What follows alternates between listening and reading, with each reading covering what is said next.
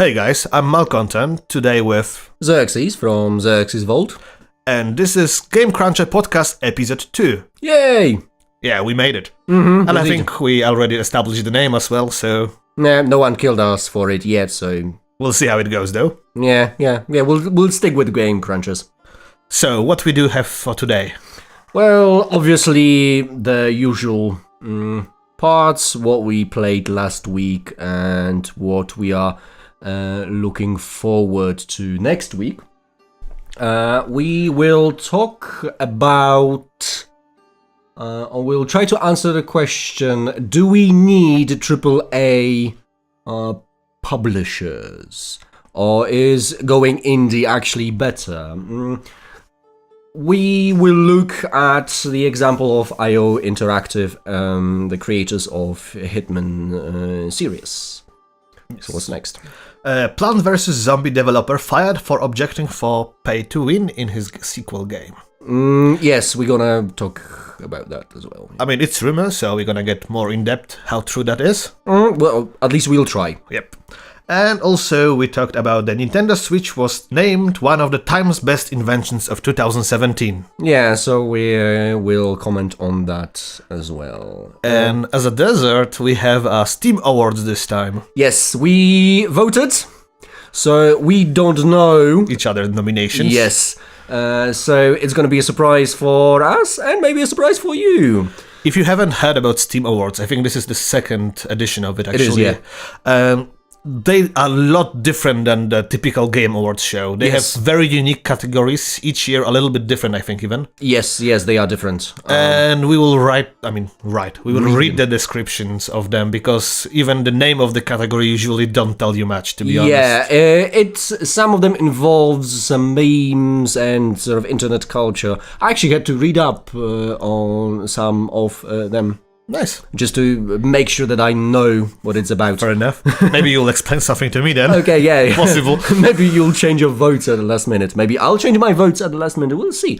But yeah, we'll compare our votes and we're gonna talk about that a bit as well. Yeah, I mean, it's interesting to see. I think that's good way that Steam did. Instead of getting another Game of the Year, Best Adventure, Best RPG game, Yeah. it's definitely refreshing to see different kind of rewards as well in the industry. Indeed. Last year's edition was quite popular. I think over 6 million people voted. Oh, I think that's what it says on the Steam award page. nice, interesting to see. So yeah. I'm curious what will happen this year, who will win which category. Of course, there is also write-in categories, Yes. which... So you can have write your own category, and it can end up being a proper category that people will vote on. Okay, so... Also, we will, of course, talk what we're doing in our channels later. Yes, and what we're looking forward to, as I mentioned. I think I mentioned that before. Ah, possible. Yeah. All Train right. of thought, yeah. Yeah, who needs of it? course. So, okay, Okay. let's start traditionally with you played this week. Nothing new, so I carried on with Deep Sky the Relicts. Still enjoying? Yes, it's really good, and I've got a feeling that it's going to replace Darkest Dungeon for a while. It has the same vibe. It's not as, annoying, or it doesn't require as much attention, because Darkest Dungeon really required a lot of attention. You had to focus on combat. I Really. still haven't get to trying it yet, but planning on at some point. Does it have a same amount of RNG as Darkest Dungeon? Or a little bit Doesn't less? feel like it. Okay. Certainly combat feels a bit feels less randomized, especially if you consider the fact that you will always hit. You basically have 100% chance unless someone will put a status on you, which is understandable, but generally you have 100% chance of hitting an enemy. So whenever you pick an attack, if you're not affected by a status like dazed or something along those lines, you will know how much damage you're gonna cause and the percentage chance of hitting, which usually is 100%. So Alright. you will always hit and you will always know how much damage you can deal. So you can always plan combat. Are your heroes dying so often as in Darkest Dungeon? No. Okay. Because so you can attach to the hero actually and feel it like this is you, for example. Yes. Oh, that's nice. Yeah, but you create 3 heroes and that's it. Okay. So you're not replacing them. No. Fair enough. Obviously, there are many differences, but it sort of the vibe or the feeling is very similar. Important question: is there a narrator already or not yet? No. Any idea if they're planning adding? I don't think so, and to be honest, I don't think they should. Yeah, I mean, it would make the game a little bit too similar, I think, even, but I would expect some nice voice lines or something like happened previously in the... Maybe, some of it, but to be honest, it's stylized, on a comic book, so basically... I mean, there is narrator in the comic books as well, quite often. It's... I don't know. I'm not really sure that the narrator would work, to be honest. So... Is the game voiced at all? No. No. It's all pure text. Well, to be honest, I don't mind because I like reading text and I like doing voices and stuff. Yeah, I know. So, there's that. So what did you play? Well, I started playing Everspace. Okay, yeah. It's roguelike in space, basically a little bit mixed with FTL-ish theme, with when you jump from node to node. Only difference is it's in first person or in the third person, and you're steering the ship, and there is no turns. So it's a real-time sort of cockpit view. Or third person view, of course, as well, behind the ship. It's pretty interesting. It's definitely better than I expected, to be honest, because I gave it a try some months ago, maybe not months, when it was still in early access, I think even. And it wasn't that good back then, but I think the game evolved pretty good. And what more important thing is that you don't feel powerless quite often, like on most roguelike games, sometimes you feel at the beginning especially. Yeah, that's the idea. Yeah, but in this you can die easily, but you can also play like 30 minutes run and still be successful pretty well. It's actually have a story, which is interesting because not many roguelikes actually incorporate element of story because it's quite hard to explain why you're constantly dying and trying again. Yeah, there's a way to explain it, but it depends on the game really. They went with clones. But yeah, it's understandable. Yeah, makes sense. Sci-fi setting, so it's pretty the easiest explanation. And what I have to mention is also the cutscenes are really well drawn. I'm not sure if it's hand drawn or it's the airbrushing and shit like that, but it's really nice looking, pleasant to look at, really slowly animated, pretty nice. Cool. It's interesting aesthetic as well. The game is itself in the Unreal Engine, I think. I'm not sure, but I think it's Unreal Engine. I'm hoping it's not something like that. So, yeah, I suppose it's gonna look good. It looks pretty amazing, especially when you fly into big asteroid fields or big derelict zones. Especially that you're supposed to be running away from enemies chasing you, just like FTL, basically. Yeah. And sometimes you fly into nebula when you can spend a little bit more time and explore the zone a little bit more because no one will follow you. Bad sides about the game, so not only praising it, but it's the biggest problem I have with it is that it's very visually busy. Like you have small circles for the stuff it's interesting on the area you're currently in. And there is a lot of them. And there is not sometimes it's not even a lot of it, just small and blue. And sometimes when you're in the blue zone, it's really not visible enough for me at least. Yeah. So, but yeah, I can imagine. Okay, yeah. So you're showing some screens, so I can see how it's how it looks. Are there any sort of elements of simulation at all, or is it purely? No, it's arcade. It's arcade. It's arcade, definitely. It's pretty interesting to see that. A mix of simulation and roguelike. Yeah. Also, there is progression system, and basically. Until you die, you can progress. So you're designed to die. You're not supposed to do big long runs at the beginning, especially. You're supposed to be dead and spend the credits you just earned through the gameplay on the improvements. Also, there is multiple ships you can choose from, and each ship offers their own upgrades as well. So there is plenty of time to spend credits, improve. So it's interesting. So when you upgrade your character, those upgrades sort of stay for later Yeah, it's permanent, and the thing I can only complain about would be, Probably some people will like it. I personally don't because I do not really have that much time to max it out. But upgrades are really grindy. You get like sometimes, for example, you want to improve the amount of credits you earn every run. So you spend credits to improve it, and it improves by 2% each upgrade. And this is not the worst one, because, for example, certain traits you have to improve multiple times before it completely unlocks. So first credit are completely pointless because it doesn't give you anything. Okay. Just progress the unlock bar.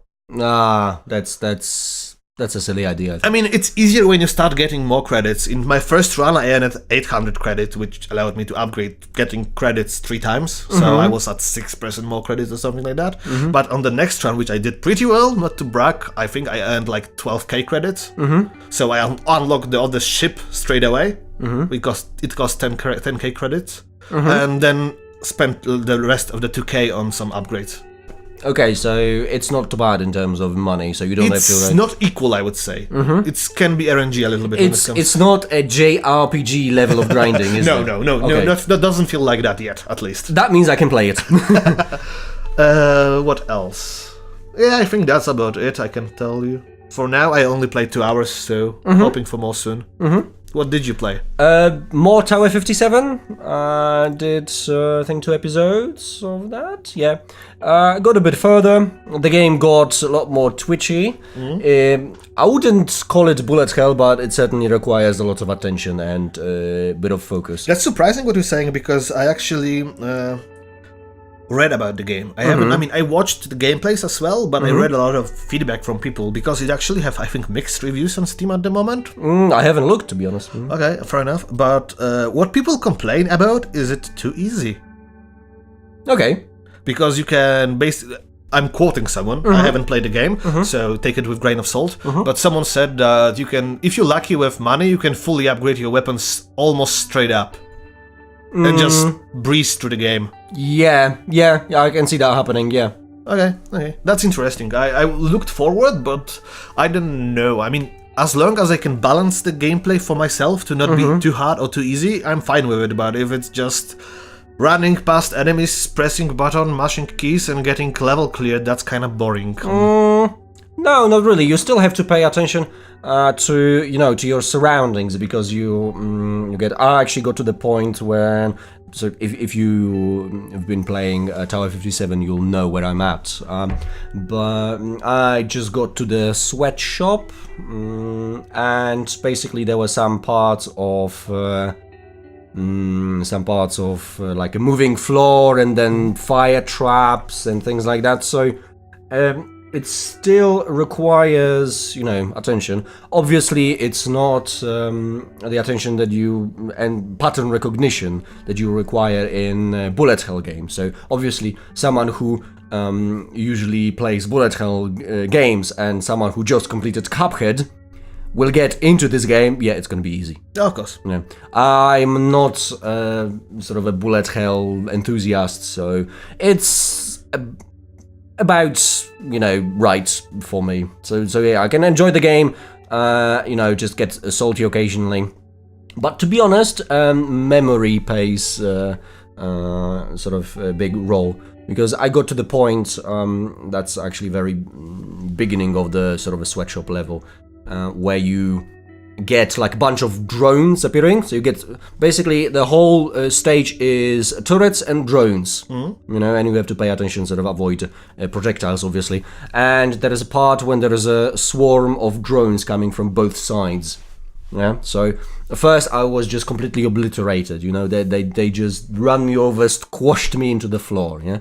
But next time I played it, I came prepared. I whipped out the shotgun and I blew them away. So. Because I knew about it. So there's that, and I don't know if that's a good thing or not. The fact that memory plays a fairly important role. So when you do it a second time, you'll do a lot better. That's interesting. There is obviously the parts of that in bullet hells or in games like Cuphead, where you have to repeatedly try it again and again and again. But Tower 57 doesn't have the same intensity. Okay, fair enough. So when you do it the second time, you'll do a lot better, and you're more likely to pass it. Like the next boss, yeah, I think all the bosses that I had, I know that the second time I'll be able to do them easily, yeah, because it has simple pattern. But I mean, to be honest, it's based on, you know, old school games like that, and they work the same way. So to be honest, it's a true kind of, I don't call it a copy, but a homage. Yeah, definitely better word. To games like that. So I would say the game accomplished what it wanted to accomplish. All right. You know, the fact that it's not bullet hell, and if you're a bullet hell enthusiast, the game is going to be too easy for you, that's for sure. I wonder how many negative reviews are based strictly on the difficulty, because for me it's not that big of a problem. For me, neither, yeah. I mean, it would be, I have to give it a try first of all, to be proper judge of that, but if you say what you're saying, it's basically perfect then, because like, I don't mind dying in the game and trying stuff better next time, but I do mind if I'm just gonna be breezing through everything and killing everything on the first try and not even noticing that this is the new type of enemy. No, it's not like that. Okay, that's good then. It can surprise you. We'll see how the game is gonna go further, because I intend to complete it, so maybe it'll change and maybe it won't change, I don't know, but at this point, it's pretty much okay. Yeah. Okay, so what about you? Well, I played a little bit more of Super Mario Odyssey, so I can talk about that finally. Yeah. And a bit more feedback, I suppose. Yeah, I mean, this is definitely my favorite Switch game at the moment. I mean, I enjoy Skyrim, but you know, it's just Skyrim, which I played already on the PC. And in the toilet. You will be remembering that to your grave, right? Yes, of course. Oh, God. It was a good joke, and you actually sort of worked around it, did some editing magic, and I think it's a good joke, so yeah. All right, fair enough. At least you remember me for the good stuff then. Well, of course, always. Okay, yeah. Super Nintendo. Good SNES, console. I mean, yeah, SNES Mario is one of my favorite kids game, basically. And I really love it, and I think that's the Mario we get now, even despite it's fully 3D and completely different Not gameplay. always, from what I've seen. Yeah, not always. Not always you have options to do, but what I will say, it gives you an option just like Divinity sometimes gave you.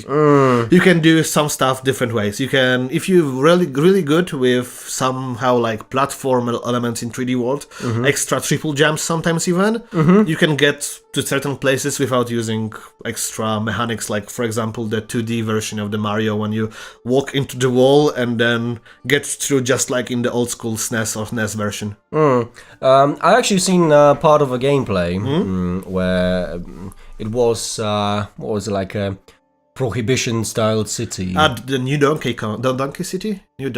Oh yeah, yeah, like Dunk City or something like that. City, And part of the level was like reenacting, I would say, or redoing the old Donkey Kong level, so you had to jump on platforms whilst decay through barrels at you. I'm just at this level right now. I haven't finished it yet, so I can't really comment on that specific part you just mentioned. But if you haven't familiar with the new Super Mario mechanics, beside the classical jumping, squashing enemies, and being in the 3D, there is new mechanic with the HUD. You can possess things with the HUD. Yes, I've seen Nintendo this. hated the wording for it. I think they changed the word for it. It's no longer possessing on the website. But basically you take control when you throw the HUD at someone. And you can take control of most of the things. What is the most ridiculous part on the Donkey level, I mean the New Donk City level, is that you can control tanks with it.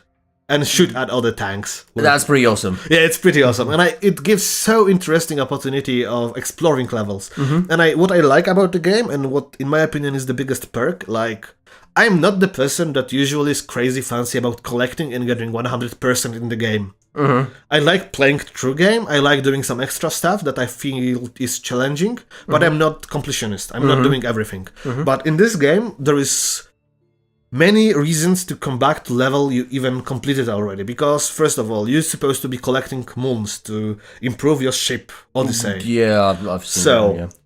Every level changes also, like for example, new part of the level unlocks after only you completed it and for example went to the other level already.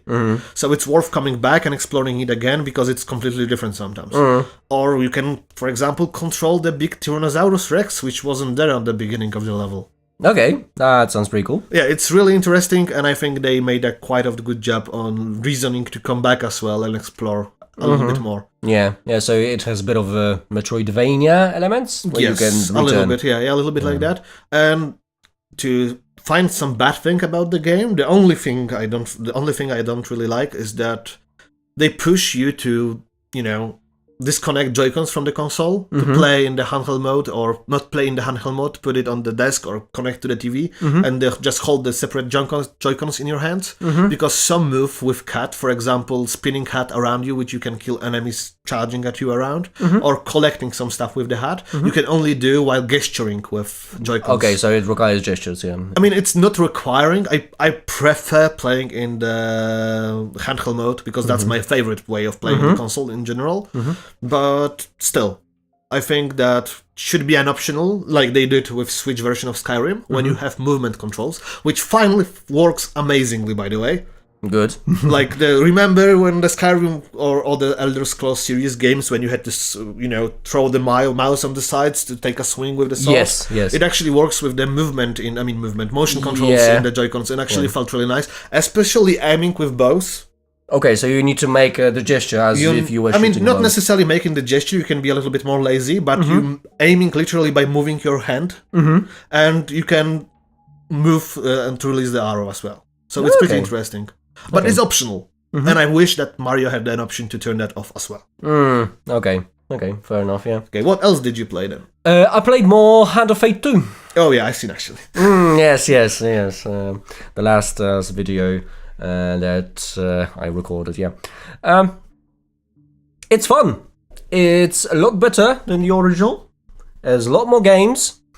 Combat is pretty much the same, but they actually took all the ideas that they had and they played with it. So they created different things. We obviously have all, the cards, tokens, the same kind of bit clunky version of Arkham City Combat, the Batman series, yeah. So they've got that. You mean? It's like the Arkham Knight combos. Yeah, exactly, something like that. Combat is exactly the same. Works a little bit better, but still not perfect. Cards are the same. Exploring, building dungeons, building decks, exactly the same. But they've added new mini games. So previously you only had the pick one card of the deck, and it's either success, huge success, failure, or huge failure. And now you've got some dice that you need to roll. You've got some spinning wheels. You've got some decisions. The stories are different. A lot more types of cards, I think, because you've got undead, you've got northern people, you've got thieves as well. And this time it works different, as in you've got the overworld map. Wow. Because previously you were basically at the chest of different cards, so you basically pick different challenges that way, and you completed them one after the other. This time you've got a map, and you pick different challenges from the map, and then you go to effectively your dungeon. And there's more of it, and there are more events leading to other events. More of everything, and it looks like they actually extended it as much as they could. So yeah, I'm enjoying it. It's fun. It looks fun. The only thing always put me off from the series were the combat, actually. Fortunately, it doesn't. Well, it obviously depends on the challenge, but generally you might have scenarios when they don't have they don't have a lot of combat. So that's not too bad. And to be honest, combat is not the main focal point of the game. Yeah, I know. But still, I really didn't enjoy Batman because of the combat aspect. Yeah. So, I was like, I probably will give it a try at some point, but I have different games I want to try before. Yeah, fair enough. I mean, I'm still getting used to the combat system. You've seen. Yeah, I've seen. Yes. He sucks. Yes, I know that I suck. Yes. At least you're aware. Yes, of course I am aware. The awareness of sucking is the first step to the betterment. Well, true that, I guess. Yeah. So there's that. Okay, what about you? I think I played a little of the Dead Cells, if you're familiar with that. Oh, yes, I've seen it. I'm looking forward to playing that one, but probably after it comes out of early access. I played a little bit only, to be honest, because I didn't have much time this week. Trying to limiting the playtime in it, just for the reason I don't want to overplay it before it comes out of early access, basically. Yeah, Like I made that mistake with Darkest Dungeon when I played tons of it in early access, and when the game finally came out, I really didn't want to play anymore because, well, nothing. I don't want to get there when I was before and not change it before that much to, to replay it. Yeah, I mean, with the expansion pack probably could. But yeah, now you can, because they had, the Radiant update, which was a big update, of course. The Crimson Court DLC and the Protector DLC, the small DLC that adds another character. And they've got plenty of mods. And there is also a mod that makes the game even more difficult. Oh, that's nice, actually. Yeah, it adds more trinkets, and it adds statuses to characters, to enemies, sorry. So you can have, when you have a cultist, you can have like an enraged cultist or a strong cultist, etc, etc. Okay. I don't remember the name of the mod. Great Papyrus, if you're listening to this, you'll know which one I have in mind. I probably will take a look then. Yeah. I mean, I'm not sure how true that is, but I'm hoping the game comes to Switch. I would really enjoy playing it on Switch. I mean, I would resign from modding part then, probably.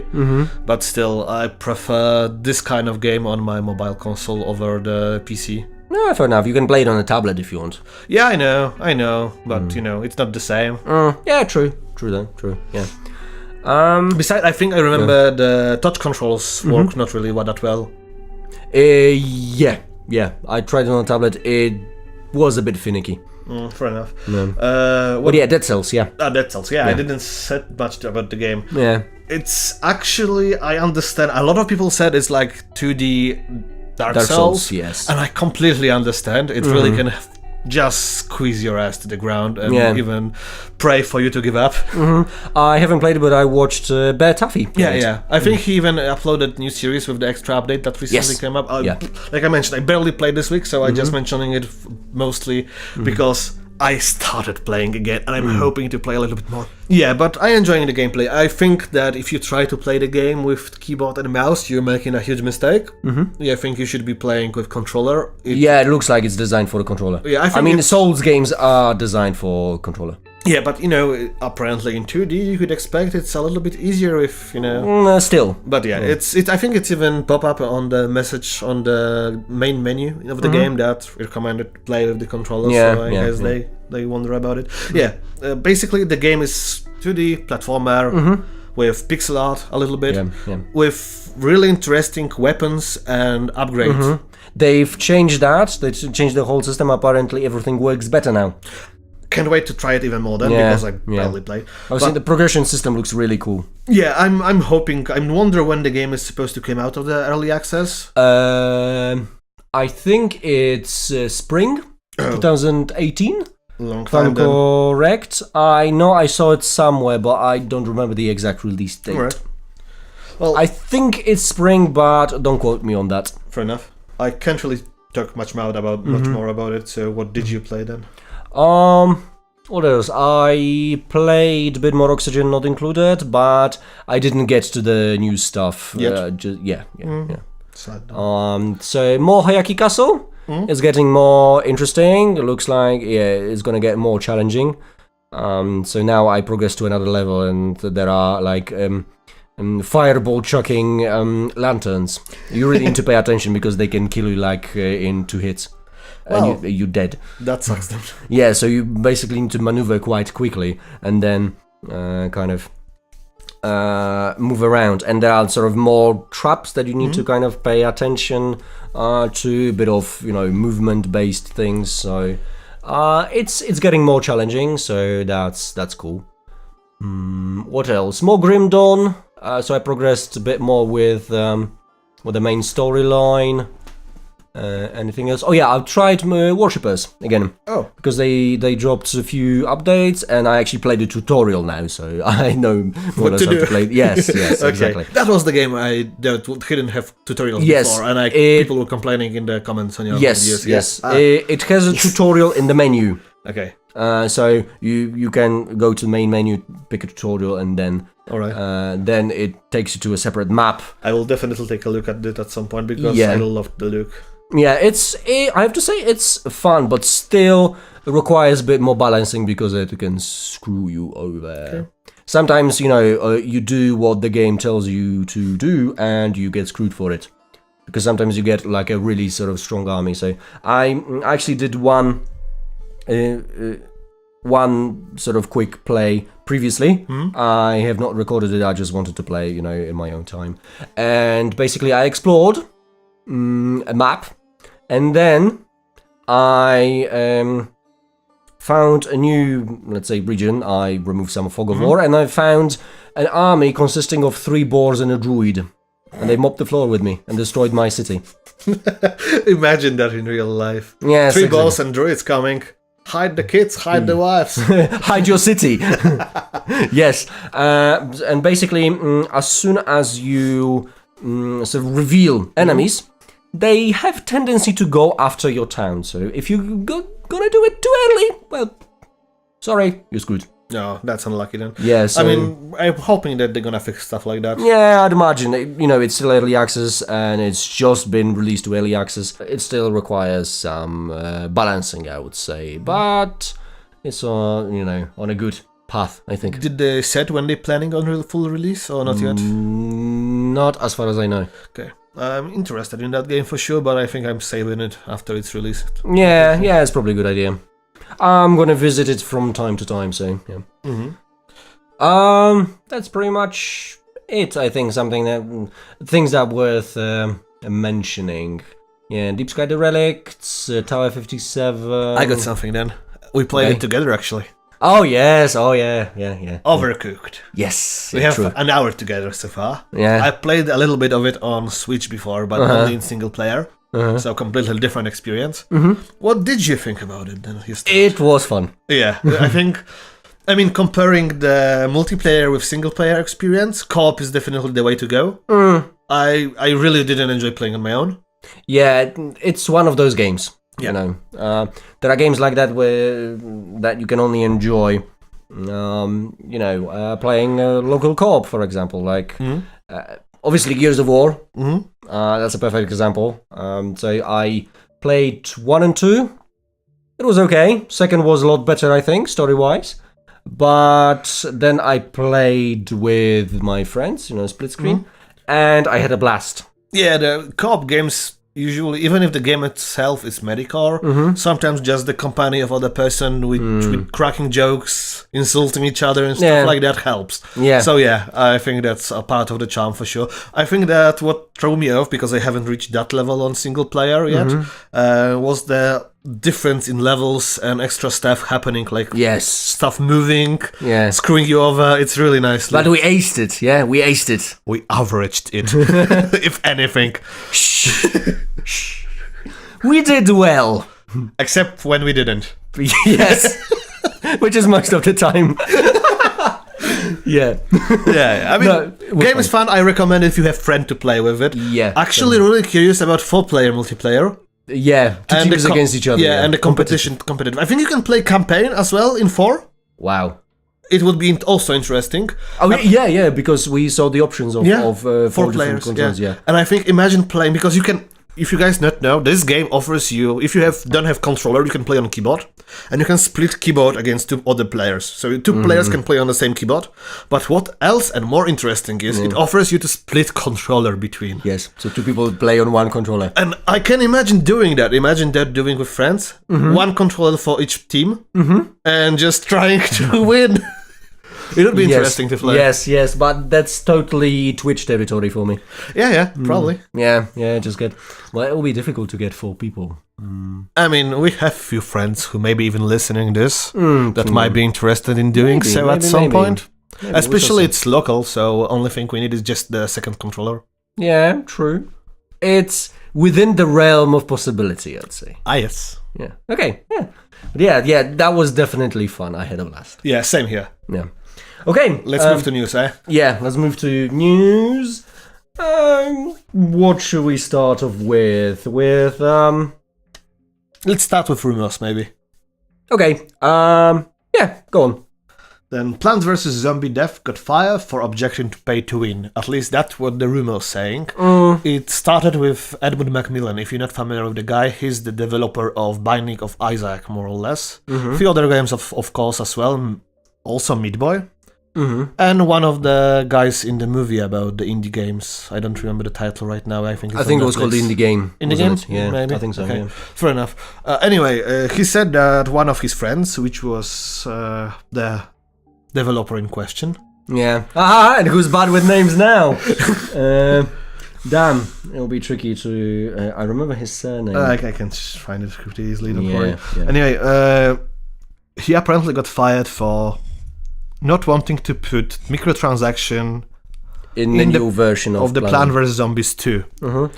Mind you, the situation is still not clear at the time we are recording this podcast. I mean, he gave statement, which I think... it was very vague, to be honest. I think he can't really say much more. Yeah. And that's probably understandable. Yeah, probably the contracts kind of binds him in and some legalities, but the situation might clear out or might change because there are some conflicting statements going on. Yeah, I mean, let's just read out his statement, the one that was straight up the response to Edmund Macmillan's statement, which was basically saying that regarding the recent rumors, it is true, I was laid off by EA, PopCat, and also true that I was against making Plants vs. Zombie 2 a freemium game. That's all I have to say on the matter for now. And the name of the person in question is George Fan. George Fan, yeah. Sorry about that. Statement was written on Twitter. So you can find it there if you're interested. Mm-hmm. I mean, some other developers and person in the PopCat mentioned that it's completely not true what Edmund Macmillan said, but you know, you never know the truth, to be honest. Because, they've got EA breathing down their necks. Yes, and there is a really nice statement somewhere below when was really interesting to read as well, which is quote by BioWare co-founder Greg Zeszczuk. The best analogy I use in a positive way is EA gives you enough rope to hang yourself. It was really interesting because we really made all the choices we wanted to make ourselves. They are all things we wanted to try. That was the biggest revelation, that rope that EA gives you. They don't second guess you, they don't say you shouldn't do that. We had complete creative control over a lot of it. Some fans didn't like some of it, and some of it was experimental, quite frankly. So I think that put statement as well of the developer of Plant vs. Zombie, Greg Fan, in pretty more concrete evidence that it maybe not wasn't the reason he got kicked of the company, but most likely his ideas for the indie developing games weren't aligning with the idea of the company in the long term. So they had no reason to keeping him in the long run, in my opinion. Yeah, exactly. So the conflicting interests, basically. Yeah, basically, why keep developer that have different view on the games than you as a CEO of the big corporation? Yeah, exactly. Yeah. What's the reasoning behind that? Yeah, no point. So so they parted ways, basically. So it's I've got a feeling that all the things are written from a certain perspective because of the situation that is happening at the moment, because everyone want to hate on EA straight up now, and microtransactions and loot boxes, etc. So that's probably the perspective that it's maybe forced. Forced might not be the best word, but might influence the way that articles are written. I think that it's easy to hate on EA. I'm not saying that it's amazing company, because it certainly isn't. Yeah. And I think it made a lot of mistakes. Also closed a lot of amazing studios. Oh yeah, Visceral being last one. Yeah, sadly. And Bullfrog Reap. Oh yeah. But it was, Peter Molyneux, wasn't it? So wasn't it a black? Yeah, maybe, I don't know. Nonetheless, I think it was. Did they release Populous? I don't remember, honestly. God, I mostly remember them for Dungeon Keeper series. Yeah, I might be kind of. And Team Hospital, I think, was there as well. Okay, yeah, we can actually check it quickly. Yeah, I'm gonna just finish the thought though. Yeah, go on. I think that I think that what the statement of the guy from the Bioware was true as well, because I can imagine that bigger studios can get certain amount of leeway in the decision making because they already have established. I'm not sure how much smaller studios have to say, and I think that DICE, for example, in the latest example, probably had the older decision they made when it comes to gameplay, but I don't think they make the decision when it comes to monetization of the game. Yes, they don't. And that's the part when we can hate on EA. Yeah, exactly. I can, for example, blame EA for how painfully average was the Mass Effect. Yeah. Even despite I played it completely, I enjoyed it, but I can say that it was a good game. It was just straight up average. But I think we can hate EA for the business model and business model. Because that's what publisher is responsible for, the business model. The game itself, they will give you freedom, but when it comes to business model, they're gonna sort of push their own way, and sometimes the business model can force you to alter certain things, like put loot boxes. And by the way, yes, I was right. Bullfrog was founded by Les Edgar and Peter Molyneux. Well, and the company gained recognition after the release of Populous. So yeah, I was right. Yeah. Fair enough. Peter Molyneux is a little bit of curse when it comes to gaming. Oh, yes, I think everyone heard. So he's the biggest bullshitter in gaming. Yeah, Steve Jobs of gaming. At least Steve Jobs occasionally had a good idea, not only on paper. Yeah, but to be honest, I don't think it's a good comparison because... maybe it is, because... he did some successful stuff as well. Yeah, but he knew how to promote things. Just like Steve Jobs. I suppose, yeah.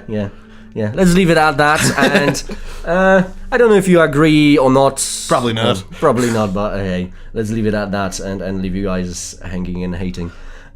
Just to sum up the Plant vs. Zombie thing, I think that it's interesting to see stuff like that come to light. And I think it will be nicely connecting to one of our topics we're gonna come a little bit later then, about the difference between being indie game studio and AAA studios. Yes. And we'll come back to that, but let's talk for now about something else.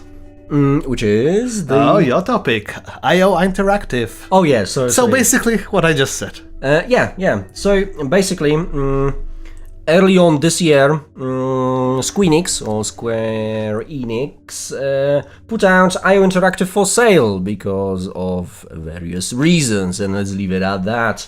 And if you don't know IO Interactive, they are mostly famous for the Hitman series. Yes, Freedom Fighters as well. Yeah, Freedom Fighters. Yeah. Actually, IO Interactive opted out for a buyout, so they gained independence, effectively. And what's important, they kept the IP. Some of the IP. I mean, Hitman and Freedom Fighters, so the biggest one. Yeah. The source I read, they mentioned on some of the IP, so not everything they developed. Yeah, but still, Hitman is quite a big thing. Yeah. And also they decided straight up after the getting free, they decided to release the new version of the Hitman with the Game of the Year edition. Yes, which is complete, which should be the start of it, in my opinion, not the episodic bullshit. But what was the interesting part of the news we read was that they mentioned something along the line they're planning on keeping the subscription model even. Yeah, the games are service. If I remember correctly, I think that's correct. Everything that we're gonna say at this point is a speculation because we're not quite sure, but it feels like it. Which I really didn't like. Some games are okay with being episodic, like the interactive Telltale games, for example, because they are more like a micro TV series than actually a game, in my opinion. Yeah. But Hitman series released in episodes were really weird for me. But I would say that it depends on the amount of stuff or the amount of gameplay you get for the episode. Some people say it's a good idea because you can pay less, see the game, and don't enjoy it and not buy other episodes if you don't like it. So you're saving money. No, but in my opinion, we should get back to the part when there was demos for the games. I have to say that, judging from the perspective of the developer and their situation now, because they actually got, they said, and some sort of numbers, and I think they've got like 6 or 7 million people playing it now or buying. With the Game of the Year edition? Yeah. No surprise, it's Yeah. complete. so they actually got a big financial boost after buying themselves out. And interesting thing is they had some other publishers being interested in buying them. That's nice. After that, but they said no, thank you. We're flattered, but no, we want to be independent. You know, just change the pace, change things around, and so that's a good thing. But interesting business model for independent developer is to maybe release some of the games as episodic, because what it allows you to do from the perspective of the developer, you can develop games in chunks, in parts. So you spend less time making, let's say, episode 1. Yeah, but you can also just wait when you would finish the last episode and already release the full game instead of releasing it half a year incomplete. The problem is, from the financial perspective. Yeah, financial, so I can understand that. Yeah, so basically you need to pay for, electricity, computers, people, etc., etc. So from as a business model, done right, of course, because it's obviously open to exploits like many other things. Yeah.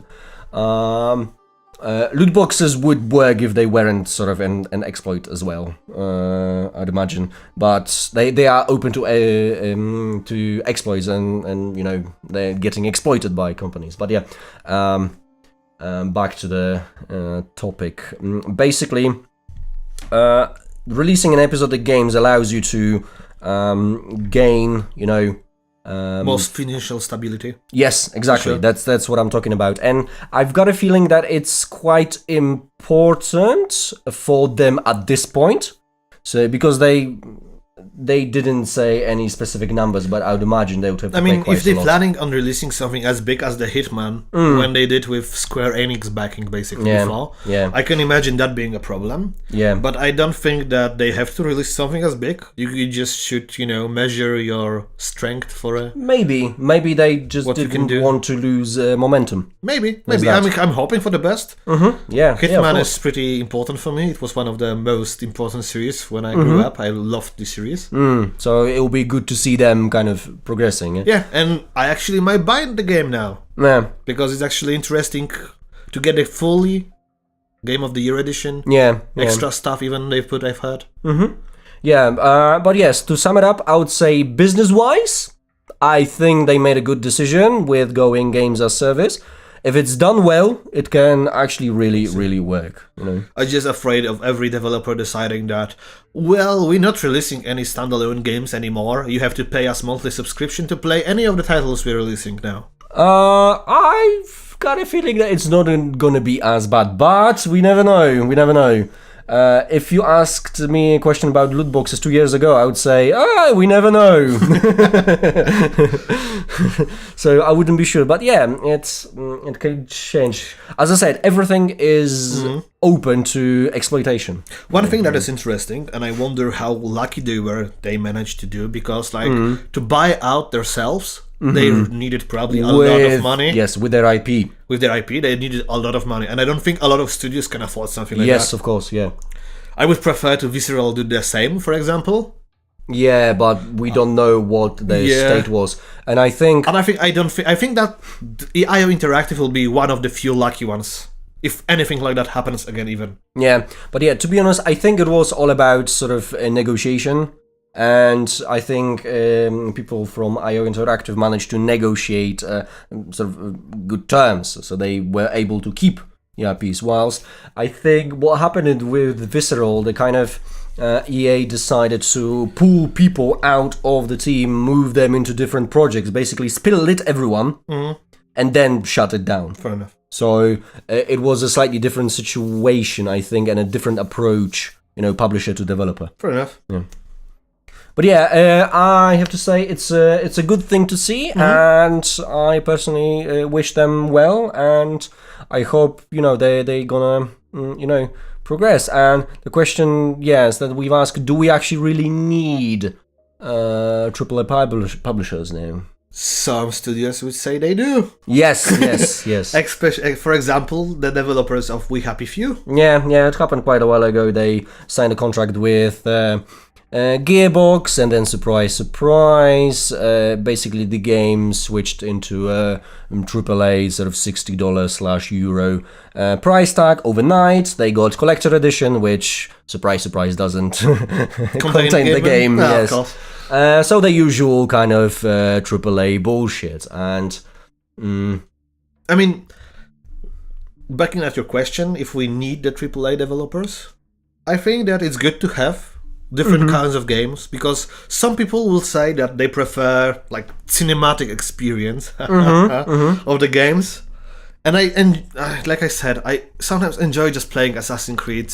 Sometimes I enjoy playing Shadow of War. Sometimes I'm enjoying playing even stuff like Tom Clancy Wildlands, which wasn't very well received, but I actually like the game. Yes, I played with co-op with someone. Yes, I remember you when I visited you wanted to show me the gameplay, and you wanted to kind of show off, and you wanted to spawn the helicopter. Oh yeah, and it spawned in the middle of the building and it exploded. Exactly. That was amazing. Blame me, but yeah. it's like, yeah, I can show you what you can do in this game. Boom, helicopter explodes. yeah, that's possible quite often. Yeah, but like, it was quite funny. Game itself is pretty fun to play, and even when I played it without a friend on my own, I enjoyed it because it's maybe a little bit of busy work, but I love the stealth element, flying above the enemies with drones, tagging them, and then eliminating them stealthily. Yeah, it got some interesting ideas. Yeah, it has some fun things. And I think that sometimes I want to play just that kind of game, which couldn't be done without multiple millions budget. Yeah. We've spent on mocap, licenses, voice actors, proper textures and stuff like that. Not putting that indie devs are not important. I love indie devs, I love indie games, and I think they quite along. And I'm happy to see that more and more indie studios are getting to the level when can be considered AA, for example. Almost AAA level. Yeah. Not only by the gameplay, because that usually have the AAA beaten, but also to the quality of graphics or quality of audio, which is really interesting to see. Yeah. Also, I would say that some developers need publishers, because they obviously it's the case of direction. Some maybe need some kind of direction to move certain way, but also I'd imagine that some studios would basically would like to focus on developing the game, not marketing, yes, not publishing, because it requires a lot of resources and a lot of time. Yeah. It's always easy. I mean, it's easier with Steam. It is, but nowadays it's really difficult to promote the game on Steam. I mean, not promote. If you have lucky with marketing itself, you don't have much work with publishing itself. Yeah. Because you can just put it on Steam, Steam gets their cut, you get a little bit less money, but you don't have to worry about reaching people. Because if they know about your game, they can reach it on Steam easily.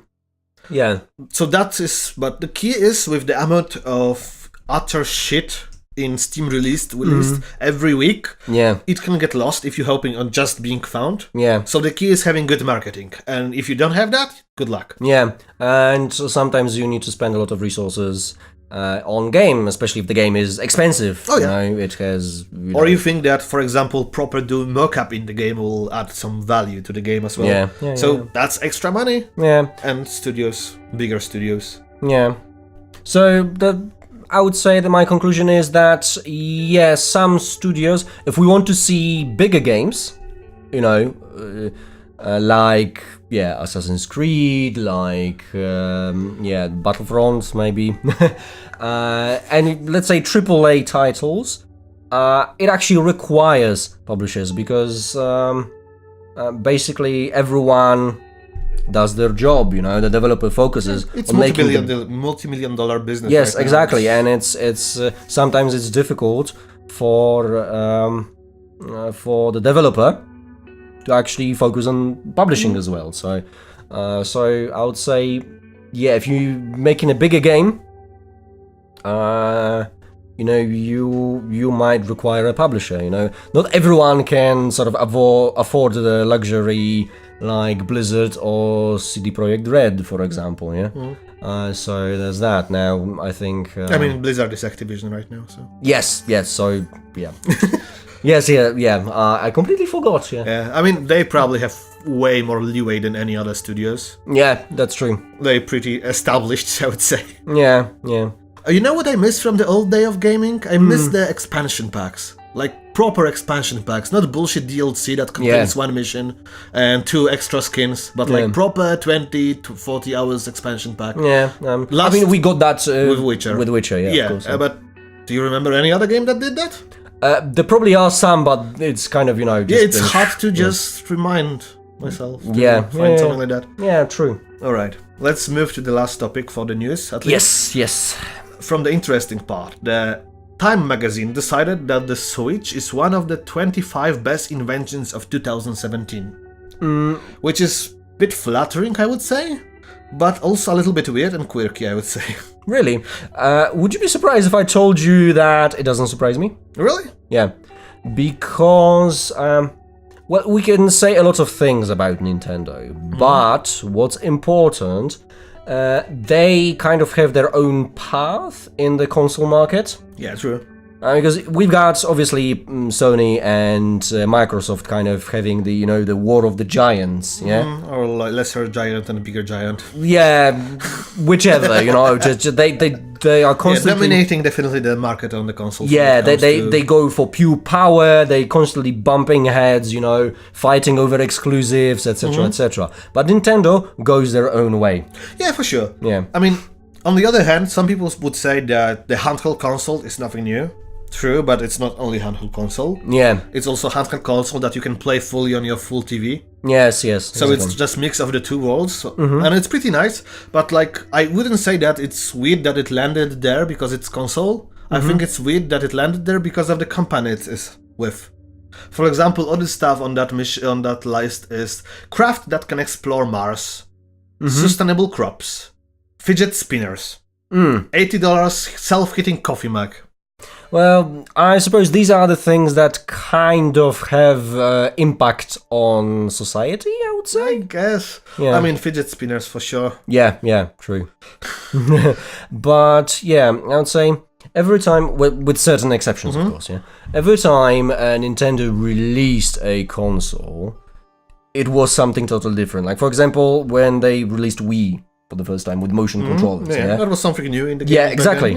So they didn't go for power, they went for accessibility, family things, party games, basically. Yes, yeah, exactly. That's good marketing. And their own way, they went their own way. It was a huge success, and then suddenly Microsoft and Sony realized, oh crap, we could have done this as well, and they tried to do the catch up. So that's what I like about Nintendo. They they go their own way.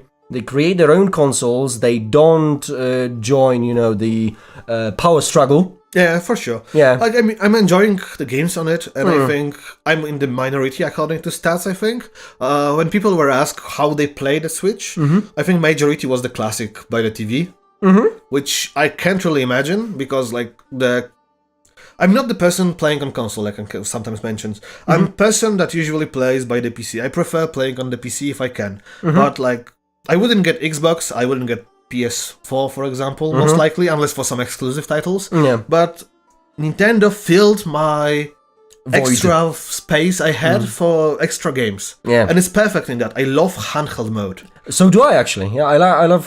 these are the only consoles that I can have, handhelds. Yeah. Yeah, and it's perfect for me. I love being in commute to somewhere and just being able to play Skyrim, Zelda, whatever else. Yeah.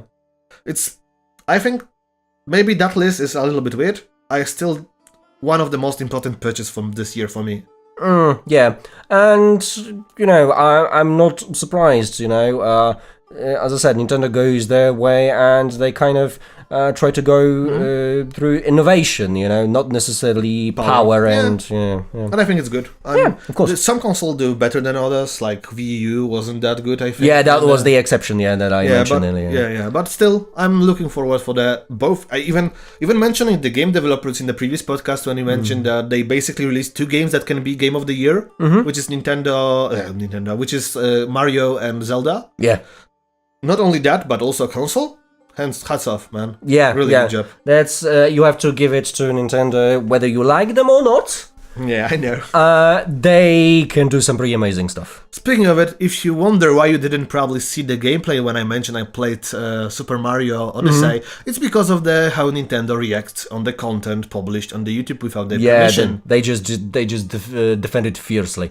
So that's Stupidly, why you even. see logo and some shitty background instead. Yeah, unfortunately. So yeah, there's that. Well, we cannot change it now. Let's talk about the Steam Awards. Yes. The sort of the cherry on top. Right. So we're gonna go through our categories right here, and we are going to compare our choices. Right. I just need to find that bloody thing. There we go. Okay, let me read out the first category. Yeah, you go first. All right.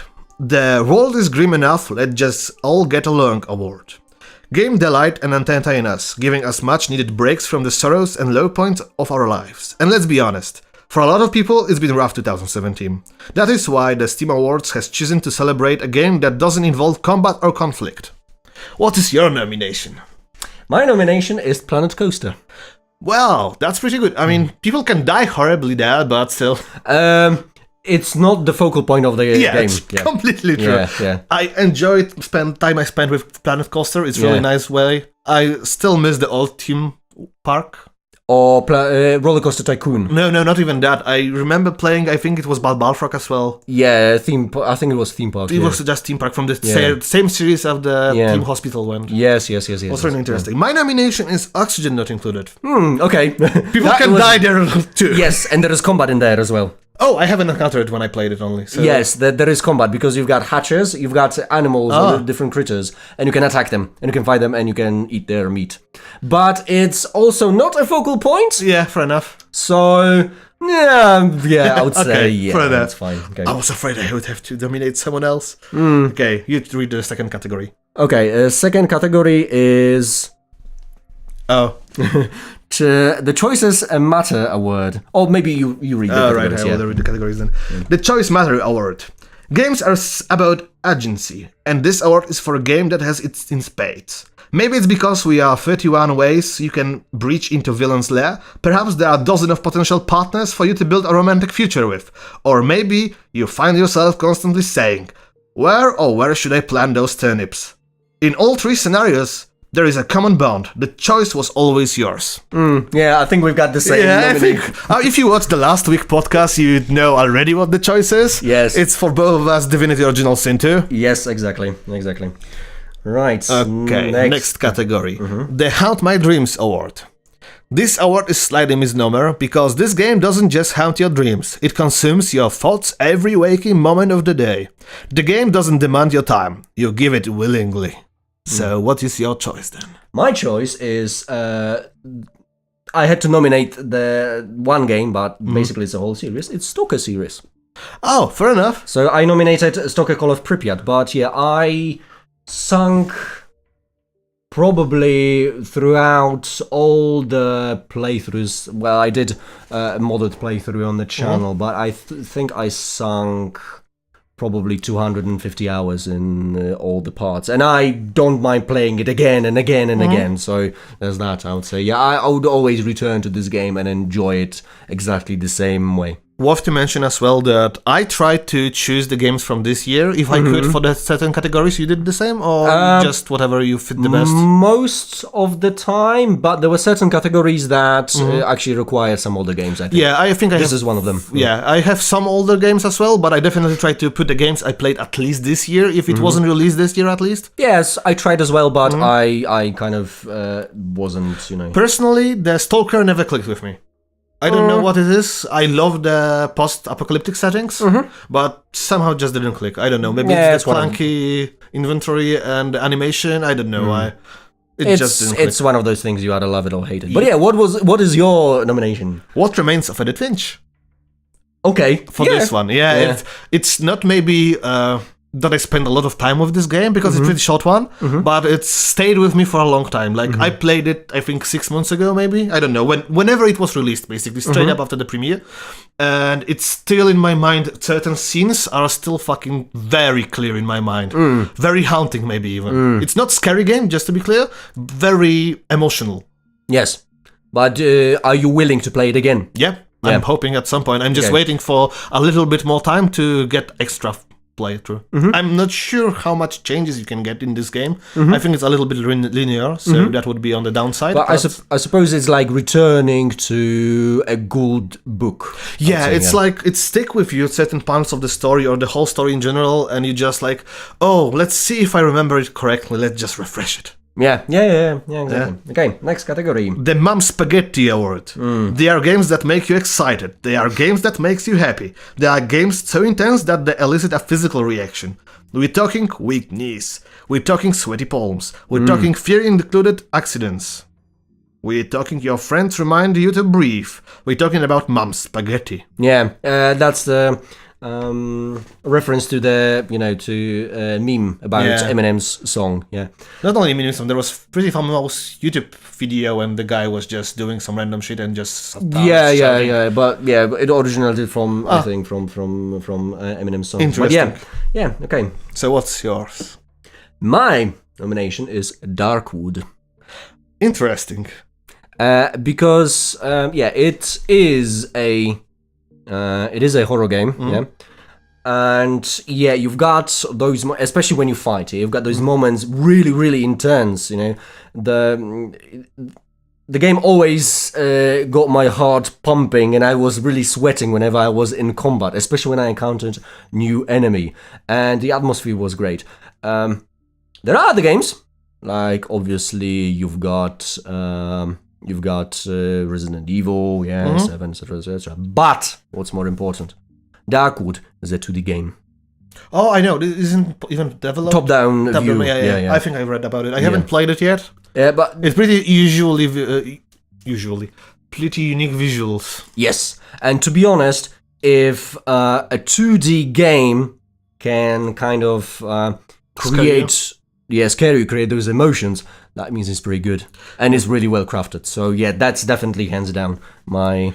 I also heard that it's for a horror. It doesn't rely on many just random shockers. No jump the atmosphere. No jump scares. Exactly. Yeah. No. Hey, it's good. Like you need to try and survive the night in there. It's like you basically barricade yourself. You hear random noise. After a while, you recognize those noises. You hear a random noise, and you're like, "Fuck." Fair enough. That's nice. And you just whip out your, board with nails, and you wait. Your heart pumping. You wait until the enemy, a wildling just bashes through the window and attacks you with his, sharp stick, and you need to fight for your life. Almost like real life. Almost, yeah. Yeah. My nomination is a little bit different. Okay. I can see how we differently interpreted the awards, which is also interesting. Yes, yeah, that's true. For example, for me, nomination is PlayerUnknown Battlegrounds. It's not about being scared in my case. It's about the adrenaline. Excitement and adrenaline when you especially close to winning the game, one of the few lasts. Oh my god, so many scared moments. Yeah, the force field kind of closing on you. You know that there are enemies in there. Have you seen the zombie mode for this game? No, not yet. It's mental. Okay. Because you've got a team. You basically you have your standard player count, like 50, I think. Yeah. I've actually seen Markiplier, Jacksepticeye, and some of the other friends. I don't remember their names, unfortunately. Sean and damn, I mentioned I'm bad with names. Yeah, sorry guys. But yeah, I saw them, and there were like 4 of them where they played normally. Other players, 46 of them, were zombies. Oh, nice.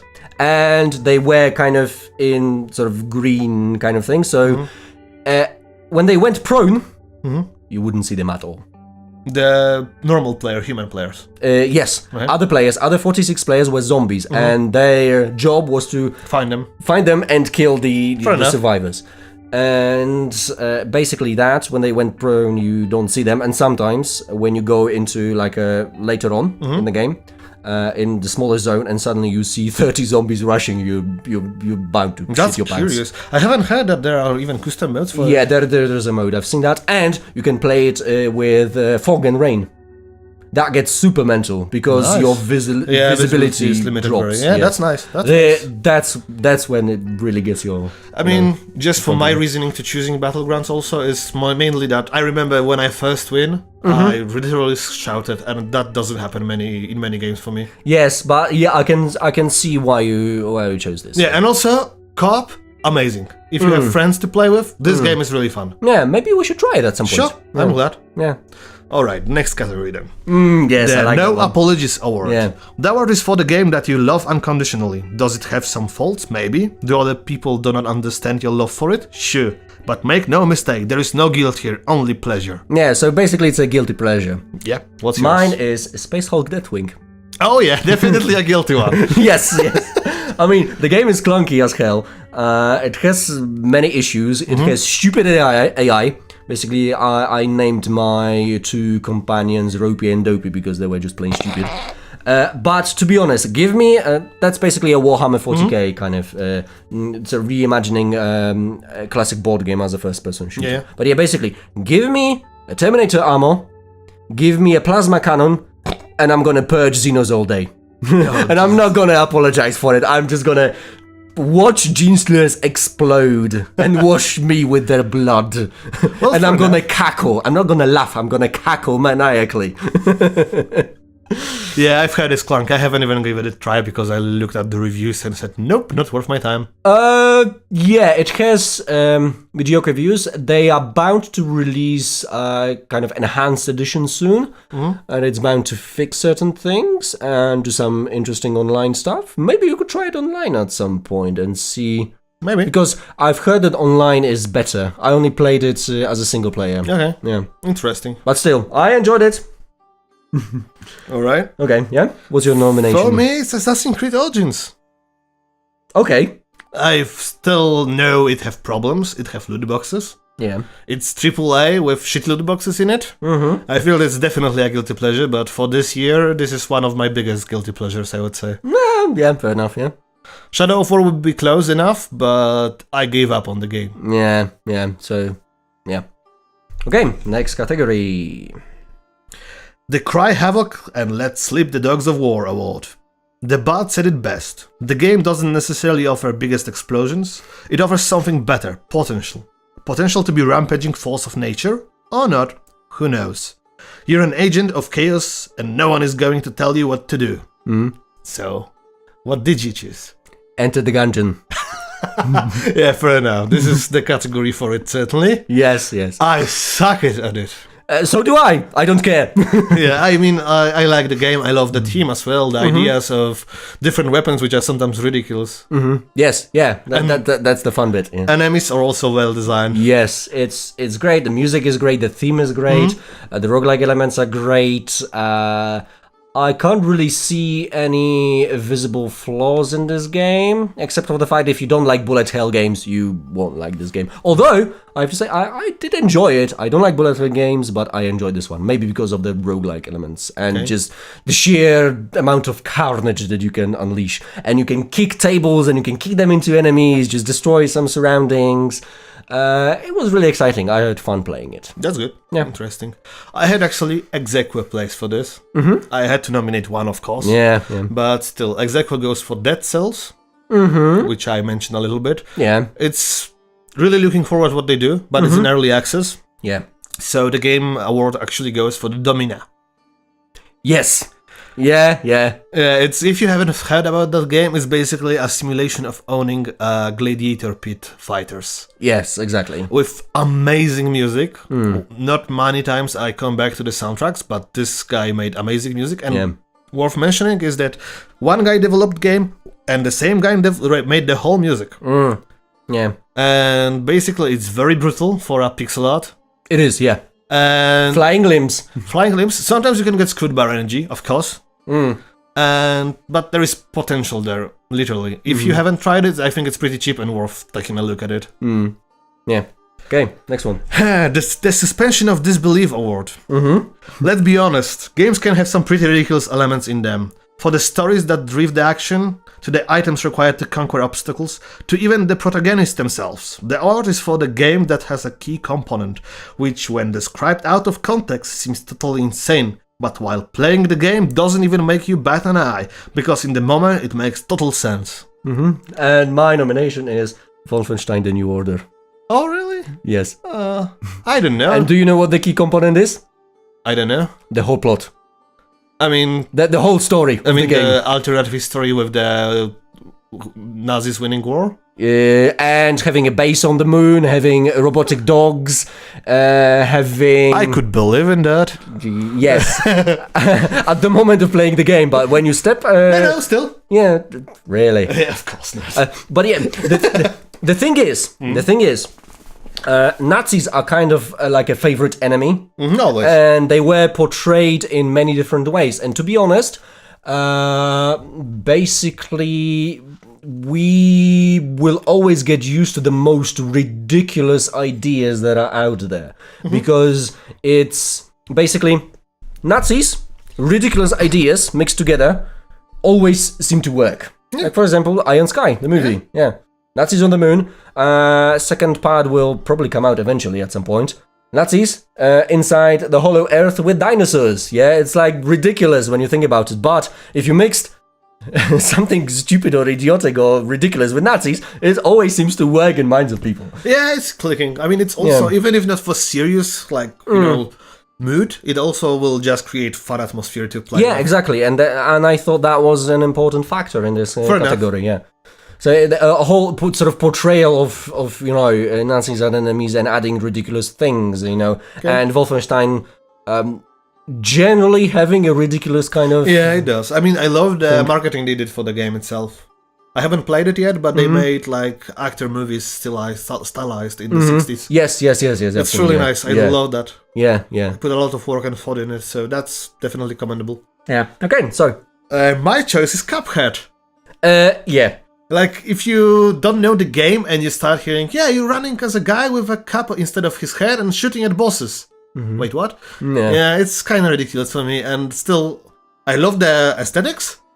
I'm not fan of the gameplay for myself. I love watching people playing it. Yes, and getting salty and angry. And every time when you think that someone just got owned and his cup had died, it's really fun. Yeah. It's like literally people destroying keyboards and controllers. That's crazy. I would probably be one of them if I start playing that. Yeah, so do I. Okay. The Soul of Virtuvius Award. The Virtuvian Man was Leonardo's celebration of ideal form, and in that spirit, the Steam Awards looks to celebrate the game with the most lovingly rendered character, be it human, alien, anthropomorphic cat people, or even a piece of produce. So my nomination is Witcher 3 Wild Hunt. Oh, you went long back. Yes, but the thing is, I looked at it not only from the perspective of rendering, but also the animation, because I believe it's an important factor of character design. Yeah, true. Not only the way it looks, but the way it behaves. And Witcher 3 so far has the best, let's say, conversation system. And interesting thing is that basically... Well, it doesn't look hyper-realistic. Characters look believable, they look really high quality. But have you noticed any Uncanny Valley in there? Maybe a little bit. A little bit, exactly. Yeah, a little bit, yeah. But now we've got other sort of AAA titles, like the Resident Evil 7 was quite apparent, where the sort of one of the main characters... Yeah, it was a little bit It was like... Uncanny Valley all over the place. Between human and android, yeah. Yeah, it's like when it looks at it. Super creepy. And it feels like the old AAA titles are within sort of that now at this point, you know, the Uncanny Valley that you just look at characters and they are creepy. Witcher doesn't have that. They actually... the characters are really well designed. They are really detailed, you know, and they've got different clothes and... it's not just one character. Every single one of them is really well made. Sometimes you see the character face on someone else as well, which is sometimes really annoying. But, Yeah. I mean, obviously they had limited resources. Yes. They couldn't create 2 million faces to use in the game. Yeah, still, it's yeah, but crazy. I agree. Okay, Yeah. I agree. But even though you have the same face, you've got different accessories, different clothes, so... Yeah, most of the time. There was some issues with the Nilfgaard soldiers sometimes when there was pretty same faces sometimes, but Yeah, of course, but I know what you mean, and I agree. Yeah. I loved how the smaller village, when you enter it, you felt literally like you were in the middle of nowhere in the village, and the village was living their own lives, not really minding you. Oh, Witcher, we have job for you. Take a look at the table. Exactly. Quest board, Quest board, Table of contents of Witcher quests. That it's not only just one character; it's pretty much the whole world that consists of characters that are really well designed and. True. No, not one character stands out from the other, I would say. Obviously the main characters are... As I usually am completely against pre-ordering games, I'm certain I'm pre-ordering Cyberpunk 2072, whatever. 77, yeah. 77, sorry. Always problem with numbers. Yeah. I trust CD Projekt, first of all. They also, like, the golden boys of AAA, like you just said. Yeah. And they definitely are. But, like, I'm not afraid about the game they're gonna create next. Yeah. Because I know they're not only putting their hard work, but also their souls, basically, in it. Yeah. So that's nice. Yeah. My personal nomination is probably a little bit surprising, because it's not visually striking, I would say. Little Nightmares. It is visually striking. I mean, it's not that complicated, to be honest, because it's a girl in the yellow coat, basically, for the most of the game. But I loved how it was made. It clicked with me. Yeah. It's really stuck in the mind of mine for a while, even despite I haven't played this game for a while now. Yeah. When you mention that, I immediately have sort of picture in my mind. So yeah, exactly. Okay, let's next category, and this one will be good if we read the description as well, if you can, of the game, because it's the Defies Description Award. So the game is like, well, actually, it's more similar to picture the combination of what I can describe it, just play it. Yeah, exactly. Okay. Yeah, so what's your nomination, and most likely read the description of it too, if you can. Description of the game itself, yeah. I'm gonna try. Yeah. The game is called I Am Bread. Oh, okay. Let's read. Oh, sorry. Just small interruptions here. Yeah. There is new game I've seen on Reddit somewhere popping up. There is concept art already up, and it's supposed to come out on 2018, and it will be straight up into your category if you like the bread simulator. I haven't said I like it. I just said that this game defies description. The game I'm talking about is the garlic bread dating simulator. Oh shit. That's the game by creator of Surgeon Simulator. Comes its prequel, an adventure with a hero like no other. I Am Bread is the epic story of a slice of bread's journey to become toast. Take the intrepid Cramby adventurer on a journey from his natural confines of the kitchen to the home of an unsuspecting owner and into the outside world. This bread will be boldly going where no other bread has gone before. Fuck. Happy did you choose that one, huh? Well, does it defy description? Yeah, or does it not? I guess. Yeah, it does. As you become attuned to bread's uniquely challenging control system, to put it lightly, you'll progress from a fumbling slice of bread to a masterful bread ninja. Traversing your environment is intentionally demanding but reliable, making it possible to master even the most majestic and acrobatic of maneuvers. Nice. You should watch Markiplier play. Yeah, I've seen some gameplay. Yes, he absolutely hates that game with a passion. Okay, so my nominee is Stanley Parable. Yeah. Let me read the description. The Stanley Parable is the first-person exploration game. You will play as Stanley, and you will not play as Stanley. You will follow a story, you will not follow a story. You will have a choice, you will have no choice. The game will end, the game will never end. Contradictions follow contradiction. The rule of how games work are broken, and then broken again. This world was not made for you to understand. In a side note, if you haven't tried it, worth it. Yeah, I think I've got it in my Steam library, so yeah, I could try it out. Okay, next category. The Labor of Love Award. This game has been out for a while. The team is well past the first unveiling of Creative Baby, but being the good parents they are, their devs continued to nurture and support the creation. The game to this day is still getting new content after all these years. So your nomination goes to... Warframe. Fully deserved. And couldn't agree more, I think, on this part. Yeah, it's like... Basically, they keep adding more stuff. It gets clunky.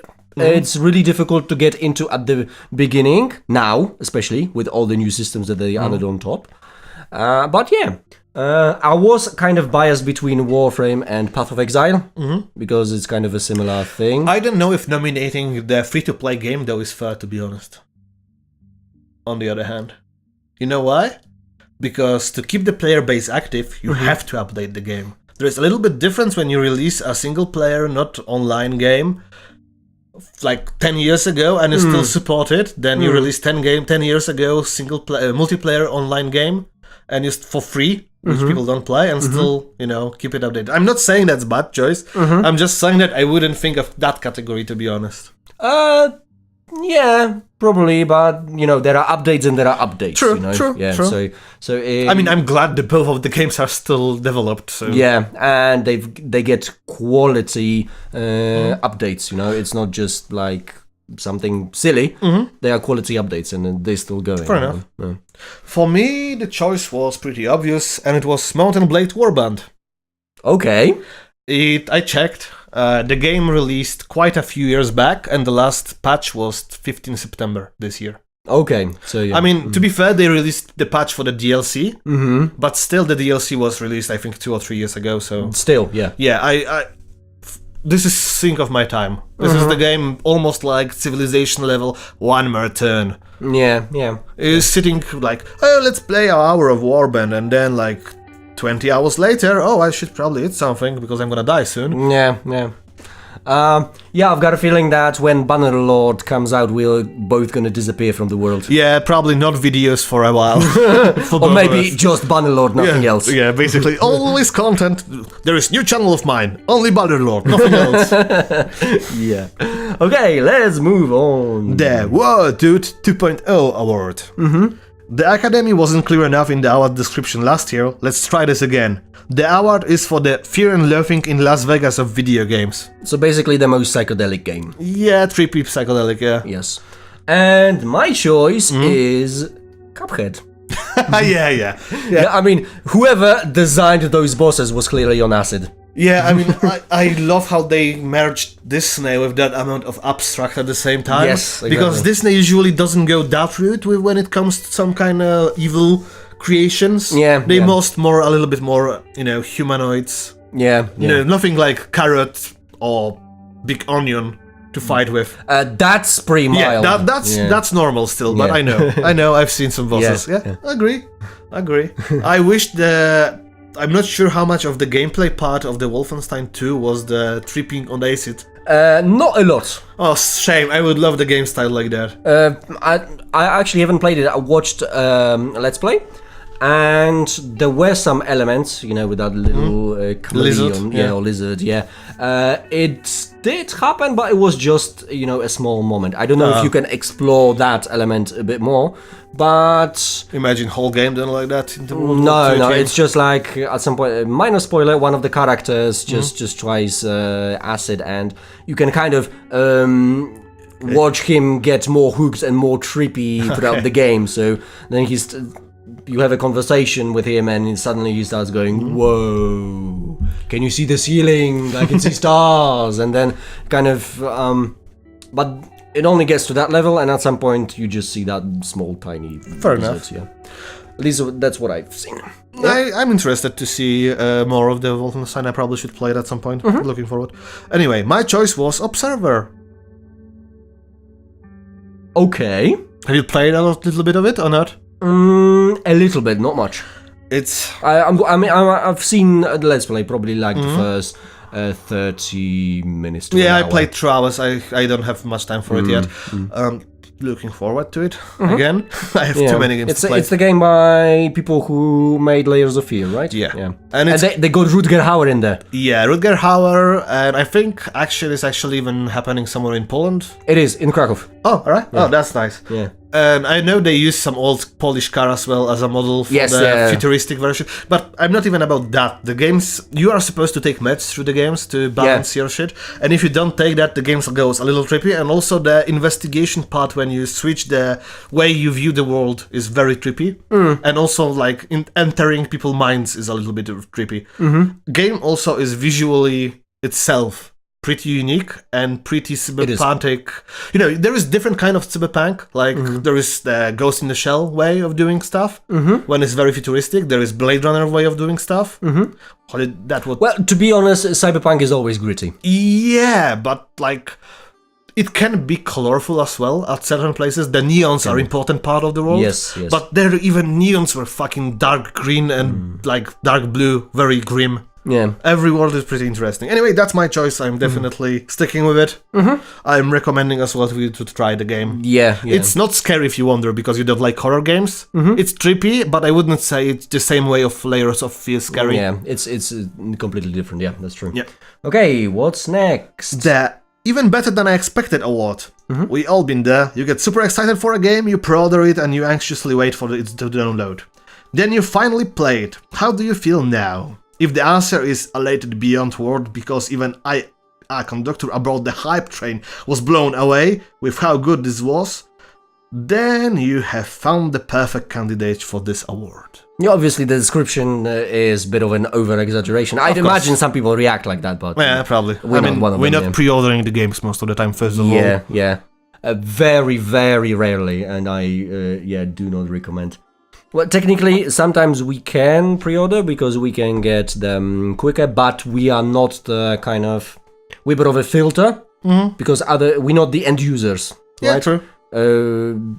Because you kind of filter it through, your early impressions. I filter it through my Let's Plays. You don't want to play everything. No. I don't want to get my opinions about everything as well. Yeah, but we are kind of filter for people who watch us. Yeah, true. So we're not the end user. But back to the nomination. Award? Yeah, back to the award. My nomination is Hand of Fate 2. Fair enough. Because it was better than I expected. I thought I expected more of the same, but I got some extra stuff, and I enjoy it. Simple as that. I'm thinking about trying it at some point, probably. Yeah, it looks interesting, and I think it deserved that award for you. I think the improvement... I mean, I would be disappointed if they just copy-pasted and just added extra content with no new mechanics. More of the same, yeah, which would be okay, because the game itself was alright. But they did way beyond that, so that's, definitely will fit for the award. Yeah, there's an interesting thing, just a side note. You can sometimes, when you play this game on Twitch live, sometimes you can get the developer come into your stream. Yeah, and the dealer sits in with the glasses. It's got deal with the glasses, yeah. And sometimes the developer of the game can give you a random event that you just get like forced into, and you get. Yeah, I've heard about it. I think Dodger mentioned it on the optional. True. So that's pretty cool. Yeah, it's interesting. I love the games that actually use the Twitch for some kind of unexpected interactions. Yeah, it has Twitch integration in it, and it's apparently not invasive, from what I've heard.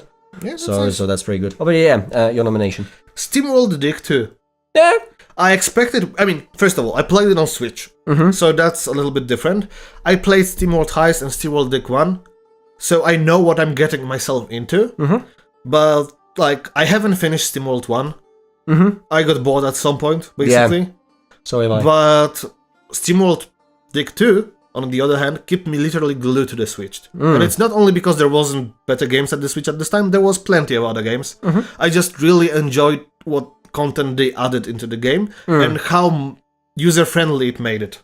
It's not only more of the bigger, also the story is more interesting, I would say. Yeah, I played some of it. I'm probably going to play a bit more at some point. But yeah, it was quite enjoyable, I have to say. I think it's one of the most, like, games that... I mean, it got positive reviews, but I haven't heard about it that much on the Steam, at least, or on the PC market. It was big on the Switch, subreddits and stuff. Yeah, but I haven't heard on the PC. I'm disappointed that happened. Yeah, it probably went under the radar. Sadly. I think it came.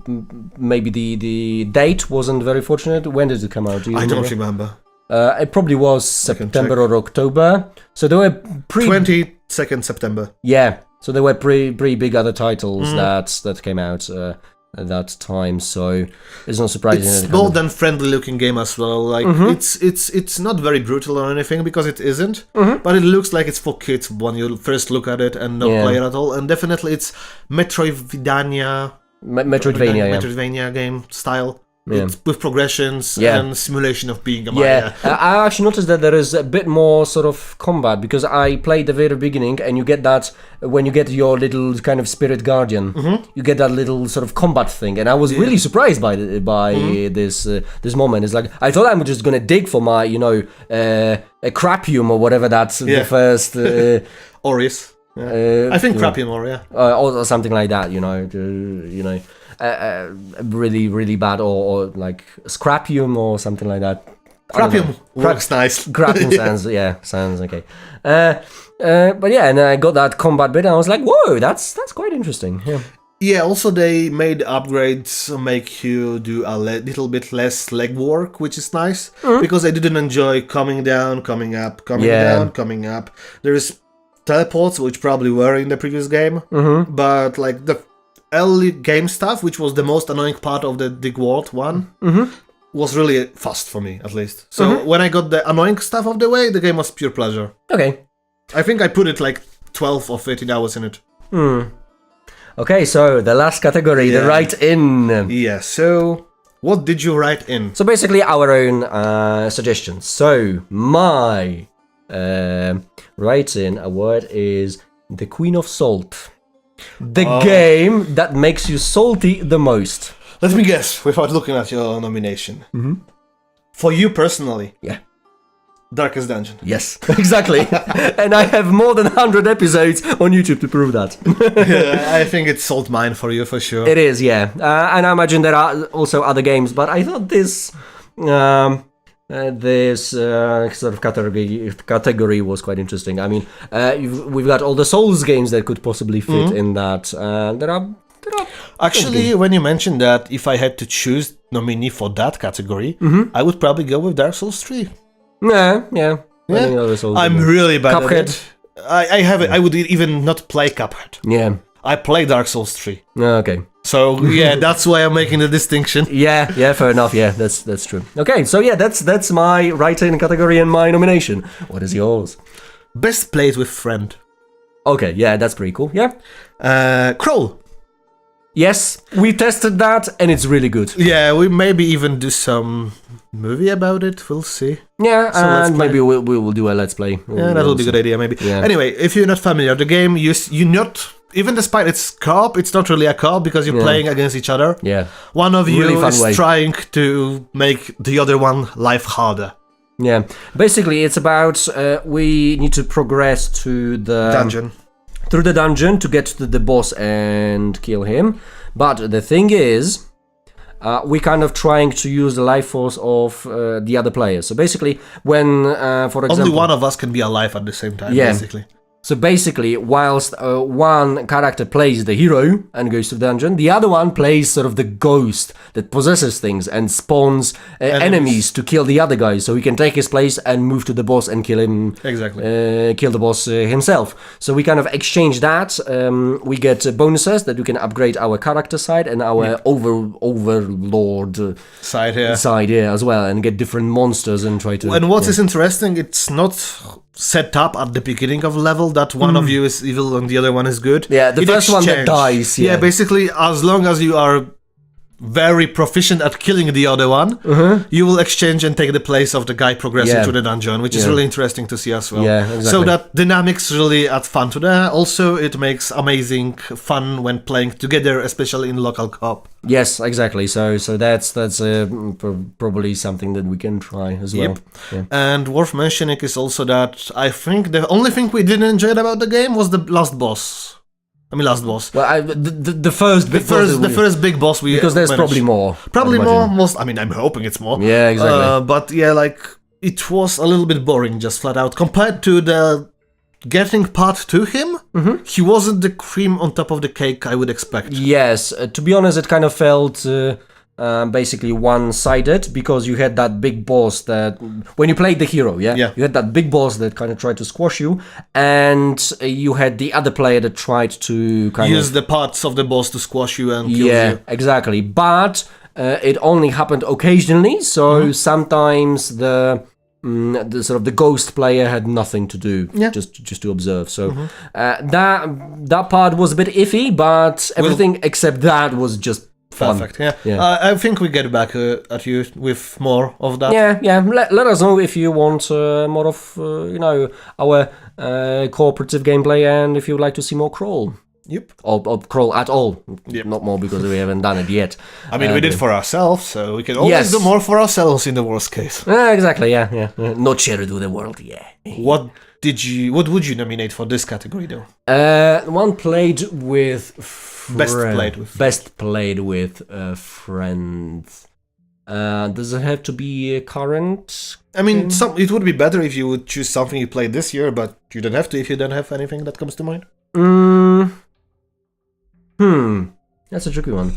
I always have to kind of spend some time thinking. Researching. So, yes. So you might hear a cat over here, because I might take several minutes to actually find the answer. So there might be a cat over there.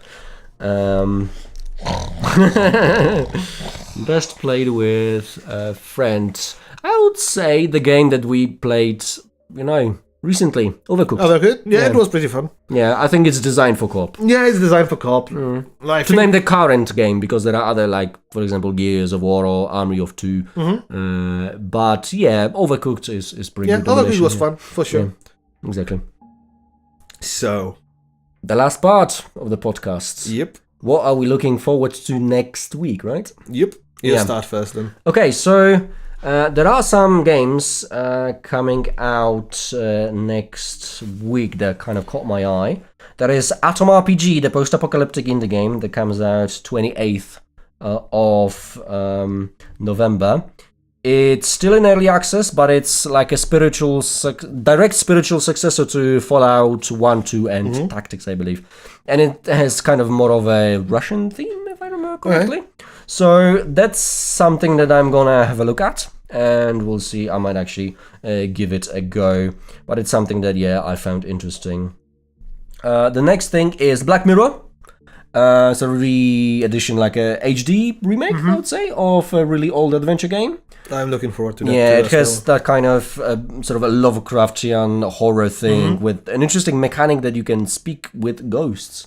It looks also pretty nice. Yes, it does. So I'm a big fan of Lovecraftian horror, so I might. Same here. Yeah. So yeah, I might take a look at as well as it. Maybe even we do a video or something. Yeah, wouldn't be too bad. And the next thing, I just need to find the right release date just to make sure that I am right. Bloody hell, there is so much stuff coming out. Yeah, I don't know most of that stuff. It's too much for men to handle. Yeah, fortunately, I've looked through the list previously, so I marked all the things that I... The problem is, I look at this... Oh, there is Vampire. But it's moved to spring, March 2018, at least for now, because it might change. Problem with me, it's like I don't even know most of those titles, so...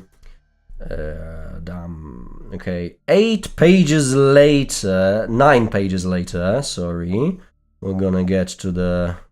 Yes, exactly. 7 the days long gone. I'm looking forward to that. Like I mentioned, I love the gameplay, the looks of it as well. I'm curious about the setting, but what thing that worries me about it is like not all 3D platformers, because it looks a little bit like aim-based, platform-based parkour. Yeah. So it can be clunky to control when you're not feeling, so it depends how well it is done, basically. Yeah. I'm really hoping for the game, but I'm afraid they will mess it up. There are some people from CD Projekt Studio working there? Yeah. Some people that I think left the studio, and this is one of my list to definitely check it out and take a closer look at it. I'm really interested in it, especially that you don't see something like that very often, to be honest. Indeed. And it's kind of like post-apocalyptic thing. It looked steampunk previously, but it's post-apocalyptic. So, right. Can we say? Yeah, it's Imogen Pro and Fool's Theory. So basically, I think 2 Polish studios that are responsible for this game. So yeah, I'm gonna try and give this one a go. First of December, 6 days, right? Yeah, 6 days and that. So there are 3 titles that I'm actually interested in. There might be something else that might pop up, but problem with the Steam is that Sometimes It's things hard can to find. Yeah, and sometimes things can pop out of the blue. Yeah, randomly, not mentioning or changing the name. Yeah, exactly. It's true. But yeah, that's something that that I'm looking forward to. What about you? I think you mentioned basically everything I was looking forward. Black Mirror was the one, and the 7 was the other. I was basically prepared about. I'm curious about some Switch releases, but I haven't looked. I think they're not gonna release anything big over the course of Christmas. So I'm waiting for probably this maybe January or something for bigger releases. Yeah. No, I think there are some other titles, but yeah, we're probably gonna talk about them during the next week, podcast. Yeah, exactly. There's no point in just getting ahead of ourselves. But yeah, that's. I think we've covered everything that we wanted to cover. Yeah. Yeah. Let's talk what you're gonna do on your channel this week. Well, I'm gonna try and give new games a go as well. We'll see how's that gonna work out, and yeah, I'm gonna carry on with the Let's Plays that I've got now. So basically, Hand of Fate 2, Deep Sky the Relicts, and there's gonna be a bit more Grim Dawn. Pretty much, yeah. I'm gonna carry on with what I have. What I've had this week. I'm gonna try and complete Stalker, Call of Chernobyl at some point, because I realized I kind of left it unattended for a while, and it would be a good idea to kind of complete this Let's Play. Elix as well, I kind of left it this week. It would be a good idea to progress. I always have a soft spot for Piranha games. Oh. Yeah, I know that they're clunky, they're sort of the ugly child that you just love no matter what. No, you don't love that child. It's You take it to the river and drown it. That's harsh, man. I did it like any Gothic games. Yeah, but so. I know. I realize that it's not for everyone. Maybe I should have nominated Elix for that. Yeah, for the guilty pleasure. Yeah, for the guilty pleasure. I mean, a lot of players like it, so I guess I'm true. in the minority than you probably. Maybe it's 50-50. Yeah, I would say yeah. So yeah, there are some and Darkwood as well. Yeah, I would really like to continue with that. How much hours did you put in that actually? Because that might be one of the few horror games I'm actually gonna give it a try. Let me have a look, because I don't know, but Steam will know. So I just need to check my library if I can find it. Probably not. Yeah. I think it was several hours, not too many. I think I've done 7 episodes, probably around between 3 and 4 hours. Yeah, let me see. Is the music good as well? Yeah, it fits atmosphere perfectly. Would it be the soundtrack you would actually play on your own without the game, or not really fitting to anything else? I think it'll be 4.7 hours. Nice. Yeah. I would say that I could probably use it for like a tabletop RPG session if I could, because it would build the mood immediately. Sometimes you can't hear the music. It's usually just just sounds even. Yeah. Sometimes you hear the music. Sometimes there is that music bit when dawn approaches, when you want to survive the night, and you have that one kind of note that kind of gets progressively louder and louder, and that way the dawn is approaching and the day is going to come soon, and you're just waiting for that. Have you considered trying Get Even as well when it comes to Polish games? Because I've heard that was pretty good game as well. I heard about it, but I just I don't know. I give it a pass for some reason. Okay. It's on my to-do list still. So. Yeah, but I mean, to be honest, there are a lot of games that come out and we cannot, play everything. Yeah, we can't play everything. So maybe at some point when there's going to be kind of a time when there is fewer games, so we can get back to some other, popular titles. But yeah, there are constantly new games that are worth checking out. So anything else this week for you? No, just pretty much more of the same, and those 3 titles that I mentioned, and then that's pretty much it. Fair enough. Yeah. A few days ago I released Divinity, Original Sin. Yeah. Early impressions. I mean, early impressions after 42 hours, I think, of gameplay. Yeah. I mean, depth required amount. Yes, yeah. So that's true. But this week probably will be coming Everspace, I talked about today. Most likely, maybe even before the podcast. goes up. It's possible. What's next? Maybe maybe Darkwood, maybe actually. Yeah. I'm looking for some games to review, to actually put early impressions on, and Darkwood seems pretty interesting to check, and also the Derelicts game. I always forget the name. Deep Sky Derelicts. Deep Sky Derelicts, exactly. Yeah. Yeah, that's two of one that I have on radar. Also, I have Kingsway on the radar. Yeah. I think it'll be the game worth checking out. Yeah, for sure. And if I have time, maybe day one. If I'm lucky, that 1st December, maybe I will do the 7. If I manage to squeeze that in. That would be interesting to see. if you get it quickly, and I don't know how much time you'll need to actually give proper early impressions, because I don't know how big the game is. Yeah, I don't know either. So it's just gonna be like, I feel I know about enough of this game. It might be about 2 hours in, or might be about 10 hours in, or maybe 20 hours in, which is not the same day as the game was released. Yeah, exactly. Yeah, but that's the plan for this week at least. For the upcoming week, And we did together the Overcooked series, which you can check on the Xerxes Vault channel. Yeah, exactly. Yeah. It's pretty fun to play. It is, yes. So the Overcooked will pop up before the podcast. So if you want to watch us play together, Yep.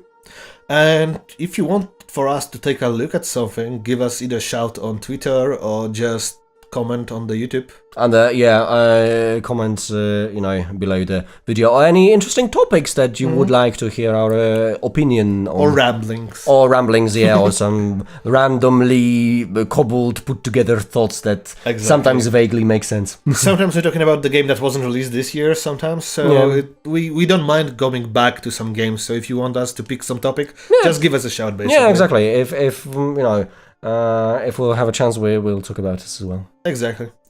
So I think that's all for today's podcast. Thank you for listening in. Yeah, or exactly. watching. Depends how you prefer. Yeah, exactly. And as usual, feedback. Always cool to receive feedback. Yep. We try something new with putting this video only on one of our channels, and we'll see how that fares us. So let us know what you think about it as well. If it bothers you, just let us know. If it's alright, just... Yeah, I mean, we kind of at the stage of experimentation, so we're gonna try to find the best way, whether it's kind of switch sort of weekly. Yep. So basically, like this week, you'll get like a little sort of demo and link on my channel. Yep, and I have the proper podcast. Yeah, exactly. I have the proper podcast actually. Yeah, and the next week we're gonna switch, or whether that works, or maybe we should release it, on both our channels at the same time. Let us know if you think that. Yeah, exactly. So what else? I think we invite you for the next week podcast, which, if everything aligns correctly, will be on Sunday. Yes, exactly. We're recording a little bit earlier because it's not live. We have to schedule some stuff around. So it actually takes a while to edit. I mean, you basically. I'm doing the editing work. Yeah, so it takes some time. I mean, it's gonna be easier. I have to come up with the visual identification for stuff previous week, so hopefully this will be a little bit shorter. Yeah, but still, it's good to have some extra time. Yep. Yeah? I mean, we can also, if you want to edit at some point, I don't mind sharing that privilege. Yeah, why not? I could, it'll all depend on the content, because, we basically can delegate tasks. Yeah, of course. Yeah. Well, see you in the next week then. Thank you for listening. Yeah, thank you. And check our channels, basically. Exactly. Xerxes Vault and Borat Malcontent. Yes, exactly. You'll see all the links below. Yeah, at the end of the video and below the video. So yet again, thank you for your time. Thanks. See ya. Bye.